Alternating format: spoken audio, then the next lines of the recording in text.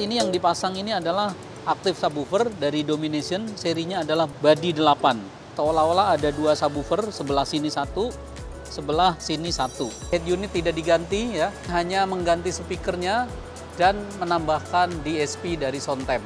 Bagus mana antara subwoofer bawah bangku aktif dengan aktif yang seperti ini yang di belakang.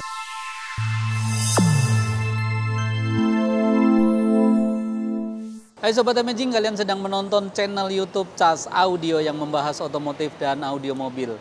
Nah, di video kali ini kita mau kembali lagi, yaitu membahas soal audio mobil setelah kemarin jeda, yaitu pembahasan tentang Nikitoya Coffee di bawah naungan tim Imaging Group. Saya sudah pakai pasukan Imaging Soundtime. Nah, nih kita lihat tuh. Wih, Soundtime nggak? Oh iya. Jadi kali ini kita mau membahas pemasangan audio di mobil Innova Zenik dengan prosesor Soundtime serta speakernya Soundtime. Nah, Soundtime lagi, tetapi subwoofernya kali ini menggunakan Domination. Nah, biasanya itu menggunakan underseat subwoofer. Kali ini berbeda, yaitu menggunakan aktif subwoofer tetapi model di bagasi atau di belakang. Nah, ini kebetulan mereknya adalah Domination. Sekaligus nanti akan kita bahas karena banyaknya pertanyaan yang masuk ke channel tim Imaging.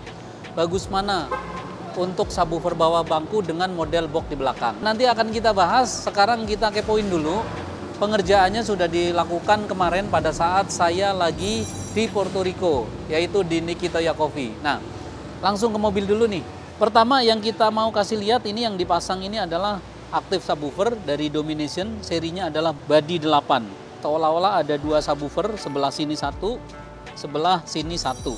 Nah, padahal hanya memiliki satu subwoofer, yang sebelahnya adalah pasif radiator. Jadi sama-sama ada membrannya yang bisa bergetar, tapi bergetarnya tidak memiliki voice coil, tapi berdasarkan getaran dari satu driver, lalu ini ikut bergetar. Nah, ini tujuannya dengan box yang sekecil ini, tetapi hasilnya menjadi empuk.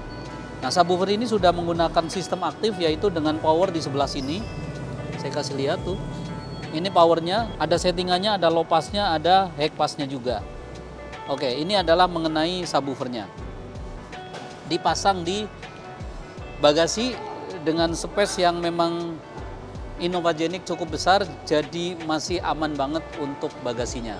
Yuk kita kepoin speaker Soundtime-nya dipasang di manakah. Nah, kita kasih lihat pada pengerjaan kali ini head unit tidak diganti ya, hanya mengganti speakernya dan menambahkan DSP dari Soundtime. Untuk speakernya dipasang secara simple, yaitu dengan menggunakan housing yang sudah didapatkan dari Soundtime. Tweeter ini memiliki ukuran yang ideal, tidak terlalu kecil, sedang ya, 1 inci lebih, dan sudah dilengkapi dengan dudukannya atau housingnya nih. Kita lihat dulu. Dipasangkan di atas dashboard antara kanan dan kiri, diarahkan ke posisi kita duduk, yaitu posisi driver dan juga penumpang sebelah kiri. Jadi tujuannya adalah agar placementnya baik sehingga dispersi jangkauan suara menjadi terdengar lebih utuh, lebih maksimal. Nah, untuk midbass pintu ini tidak dirubah-rubah, ditempatkan di tempat aslinya. Nah, untuk speaker ini karena kita bahasnya sudah dipasang, saya sambil kasih lihat bentuk speakernya secara detail nih. Speakernya bagus banget.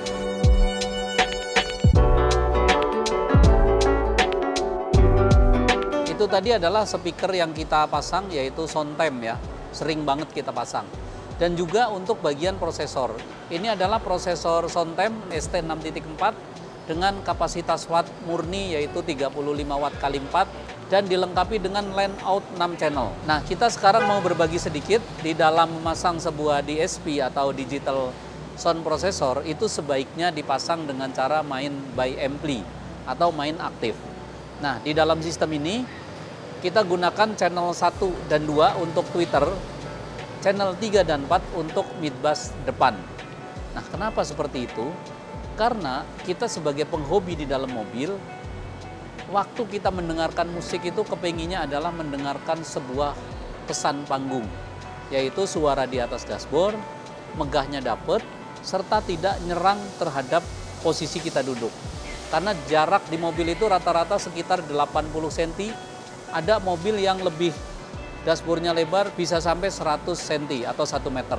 Nah, tapi secara umum duduk di mobil itu speakernya terlalu dekat sehingga butuh yang namanya delay antara jarak subwoofer dengan speaker yang terlalu dekat agar terkesan mundur tetapi tidak mengurangi daripada kesan panggungnya. Nah, itu tadi tips dari kita dipasang dengan cara aktif. Walaupun menggunakan kabel PNP, kalau di tempat kita selalu harus dirubah. Kalau benar-benar PNP tancep, kesalahannya di mana? Suara tweeter dengan mid bass itu menjadi satu sumber, menjadi satu power ampli, hanya dipecah dengan menggunakan crossover pasif. Nah, sehingga tidak bisa didelay secara independen dan tidak bisa di-cutting frekuensinya secara independen juga. Nah, untuk menghasilkan suara yang bagus, otaknya itu ada di dalam prosesor, yaitu diantaranya cutting frekuensi tweeter sendiri, EQ sendiri, ya, fasenya bisa sendiri, dan slope-nya bisa sendiri. Itu tadi adalah barang-barang yang saya ceritakan dan sebagian dikasih slide produknya. Saatnya kita mau kasih tes denger suaranya seperti apakah. Yuk kita ke dalam dulu. Kita mau tes denger, tapi saya jelaskan dulu ini alat setting kita yang kita pakai yaitu RTA menggunakan iPad. Nah, ini senjata kita nih.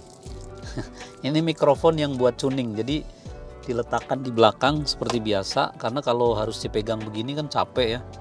Jadi setara dengan posisi telinga mendengar.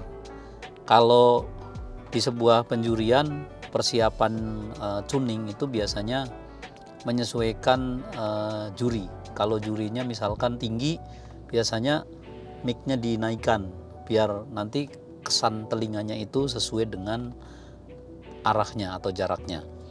Nah, pentingnya tuning itu kan untuk melakukan beberapa pemotongan frekuensi seperti tweeter, mid bass, dan subwoofer yang tadi sudah sedikit saya jelaskan. Jadi untuk mendapatkan suara panggung yang ideal, lalu pengaturan equalizer yang baik, tidak ada yang anjlok, tidak ada yang terlalu overlap, serta pengukuran desibel.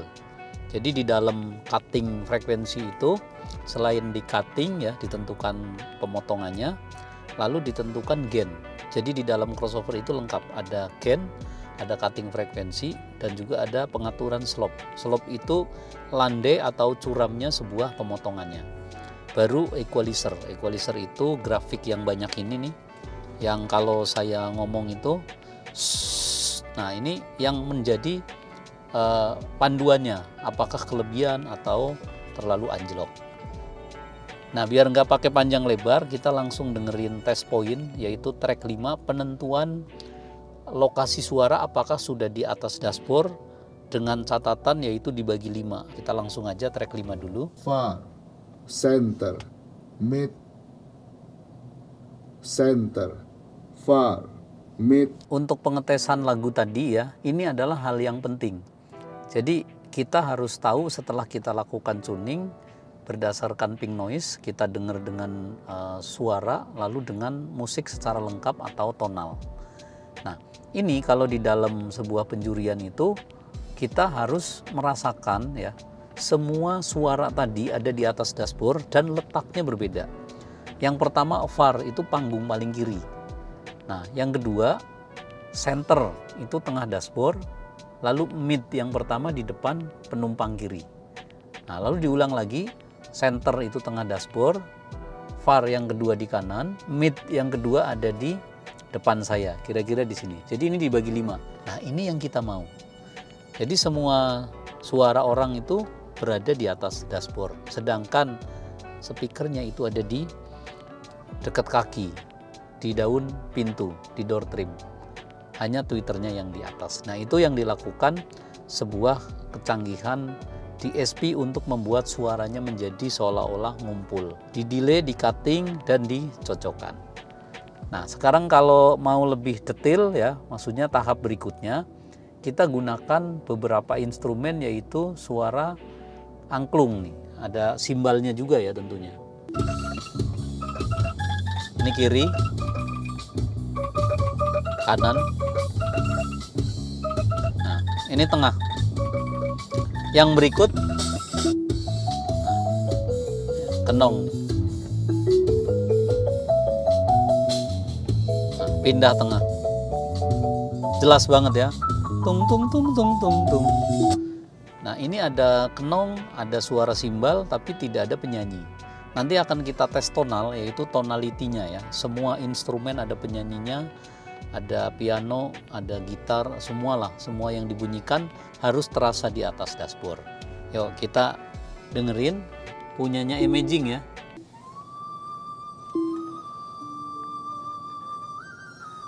Ada suara serulingnya. Nah, tung tung tung tung. Saya gedein. Sobat Imaging, Nikito ya Coffee, Kias Audio Villa Blimbing, Jembangan Punggelan, Banjarnegara. Yuk kita ke poin, kita nongkrong, bikin lo santai. Nikmati kopi Imaging melek meripat. Semangat uripe, ye ye ye. Ajak pacarmu, Ajak sobatmu atau kendaanmu, yo. bikin lo happy, bikin lo santai. Dem. Yo salam Imaging melek mripate. Semangat uripe, yo yo. Asik. Nah, jadi lagu ini adalah lagunya tim Imaging Gang.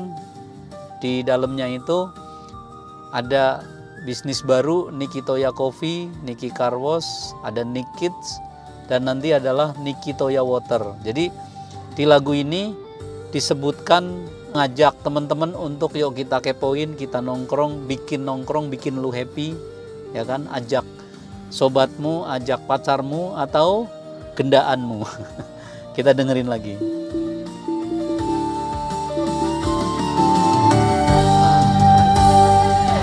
Hai Sobat Imaging, Ini saya gedein ya. Nikitoya Coffee, Kias Audio Villa Blimbing, Jembangan Punggelan, Banjarnegara. Yuk kita kepoin, kita nongkrong, bikin lu santai. Nikmati kopi Imaging melek meripat. Oke, asik ya. Nah, ini kalau kita perhatikan, apapun lagunya, asal kita tahu porsi bassnya seberapa dan enak atau tidak, berlebihan atau tidak, itu bisa dijadikan sebagai CD panduan tuning. Jadi tuning pertama ini adalah menggunakan pink noise ya, hanya suara kayak angin. Itu biasa dipakai mau di profesional, di home audio, dan di car audio itu umum menggunakan pink noise untuk mendeteksi gain, penyambungannya juga.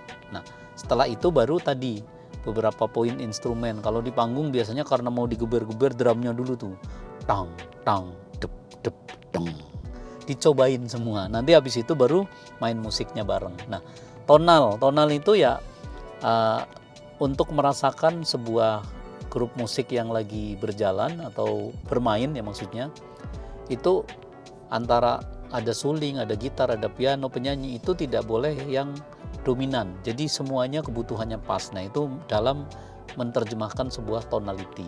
Baik bass gitar terdengar atau tidak ya. Misalkan dem dem dem dem dem dem dem dem dem dem dem dem.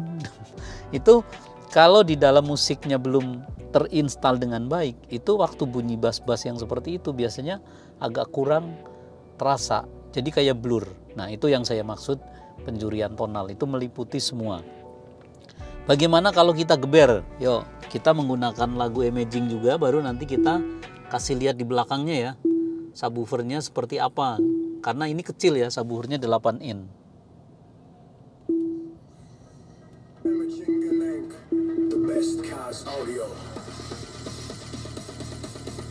Dari kecil dulu.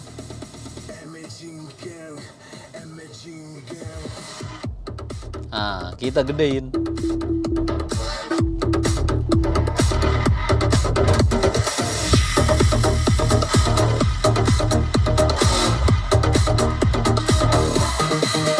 Sobat Imaging, Nikito ya Coffee, Kas Audio, via Villa Blending, Hembangan Punggalan, Mancanegara, yuk kita kepoin, kita nongkrong, bikin lo santai, nikmati beat, Imaging Electric, baik semangat uripe, ajak tanganmu.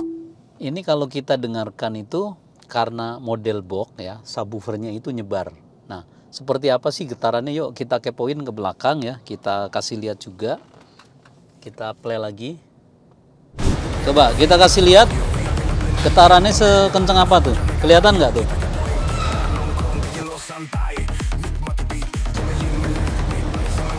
Nah, ini 8 in bro. Nah, sebelah sini juga. Tuh. Nah, bergetar tuh. Lihat lagi. Terlihat apa enggak? Ayo. Tuh, bassnya naik. Asik tuh. Bergema. Itu tadi udah dikasih lihat ya waktu subwoofernya dibunyikan. Jadi yang satu itu adalah pasif radiator. Tujuannya untuk membuat sebuah box yang kecil tetapi bassnya empuknya prima. Nah, soal tadi pertanyaan bagus mana antara subwoofer bawah bangku aktif dengan aktif yang seperti ini yang di belakang. Nah, sebetulnya sering kita jelaskan subwoofer kolong itu lebih untuk menangani konsumen yang maunya pasang cepet dan tidak kelihatan barang-barang di bagasi. Biasanya karena kebutuhan keluarga itu jadi tidak tercapai. Nah, kalau dengan adanya subwoofer bawah bangku pastinya simple, tetapi minusnya adalah karena ukurannya kecil dan boxnya juga kecil, bassnya itu tidak terlalu lebar. Jadi average-nya itu sekitar bagian depan. Walaupun baris kedua biasanya masih dengar, tetapi sudah berkurang. Nah, itu adalah minusnya. Tetapi positifnya adalah simple, terutama orang yang dikomplain keluarga atau istrinya atau anaknya, ini apaan sih katanya di belakang. Pakainya adalah underseat subwoofer. Untuk subwoofer yang seperti ini, minusnya adalah bagasinya kemakan. Tetapi nilai plusnya adalah paling tidak walaupun 8 in, subwoofernya itu menyebar. Karena dia memiliki ruang box, memiliki jarak resonansi yang ideal. Nah, itu jawaban saya adalah di situ. Jadi kalau mau nanya bagus mana, tergantung. Kalau ngomong bagus, diadu lebar dan lain-lain, ya pasti bagus yang model box.